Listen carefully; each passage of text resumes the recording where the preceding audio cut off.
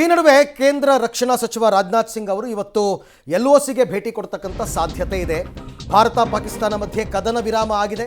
So ಈ ಕದನ ವಿರಾಮದ ಮಧ್ಯದಲ್ಲೇ ಇವತ್ತು LOCಗೆ ರಕ್ಷಣಾ ಸಚಿವ ರಾಜನಾಥ್ ಸಿಂಗ್ ಅವರು ಆಗಮಿಸ್ತಾರೆ ಅಂತಕ್ಕಂಥ ಮಾಹಿತಿ ಬರ್ತಾ ಇದೆ. ಜೊತೆಗೆ ಜಮ್ಮು ಏರ್ಬೇಸ್ಗೂ ಕೂಡ ಅವರು ಭೇಟಿಯನ್ನು ಕೊಡ್ತಾರೆ ಅಂತಕ್ಕಂಥ ಲೆಕ್ಕಾಚಾರ ಇದೆ. ಈಗಾಗಲೇ ಮೋದಿ ಅವರು ಆದಂಪುರ್ಗೆ ಹೋಗಿ ಬಂದಿದ್ದರು. ಅಲ್ಲಿ ಅವ್ರಿಗೆಲ್ಲರಿಗೂ ಕೂಡ ಧೈರ್ಯವನ್ನು ತುಂಬಿ ಬಂದಿದ್ದರು.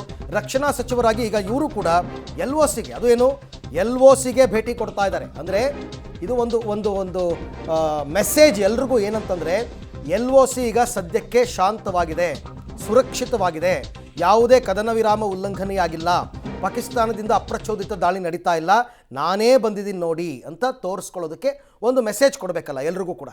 ತುಂಬ ಜನ ಮಾತನಾಡ್ತಾರೆ, ಅಯ್ಯೋ ಇವ್ರು ಇಲ್ಲ ಹಿಂಗಂತಾರೆ, ಅಲ್ಲಿ ನೋಡಿದ್ರೆ ಅವ್ರು ಹೊಡಿತಾನೇ ಇದ್ದಾರೆ ಅಂತ. ಅವೆಲ್ಲ ಸುಳ್ಳು, ಫೇಕ್ ಅನ್ನೋದಕ್ಕೆ ಇವತ್ತು ಅವರು LOCಗೆ ಭೇಟಿ ಕೊಡ್ತಾ ಇದ್ದಾರೆ. ಜಮ್ಮು ಏರ್ಬೇಸ್ಗೂ ಭೇಟಿ ಕೊಡ್ಬೋದು. ಯಾಕೆ ಅಂತಂದರೆ ಪಾಕಿಸ್ತಾನದವ್ರು ಹೇಳ್ಕೊಂಡಿದ್ರಲ್ಲ, ನಾವು ಅಷ್ಟೊಂದು ಏರ್ಬೇಸ್ಗಳನ್ನ ಹೊಡೆದಾಕ್ಬಿಟ್ಟಿದ್ವಿ ಇಂಡಿಯಾದು ಅಂತ. ಅವೆಲ್ಲ ಸುಳ್ಳು. ಆಮೇಲೆ ಜೊತೆಗೆ ಸೈನಿಕರನ್ನು ಹುರಿದುಂಬಿಸೋದಕ್ಕೆ, ಅವರಿಗೆ ಧನ್ಯವಾದವನ್ನು ತಿಳಿಸೋದಕ್ಕೆ, ಎಲ್ಲದಕ್ಕೂ ಕೂಡ ಮಾರಲಿ ಅವ್ರನ್ನ ಒಂದು ಸ್ವಲ್ಪ ಸಪೋರ್ಟ್ ಮಾಡುವಂತಹ ಕೆಲಸ. ಅದಕ್ಕೋಸ್ಕರ ರಾಜನಾಥ್ ಸಿಂಗ್ ಇವತ್ತು LOCಗೆ ಭೇಟಿ ಕೊಡ್ತಾರೆ.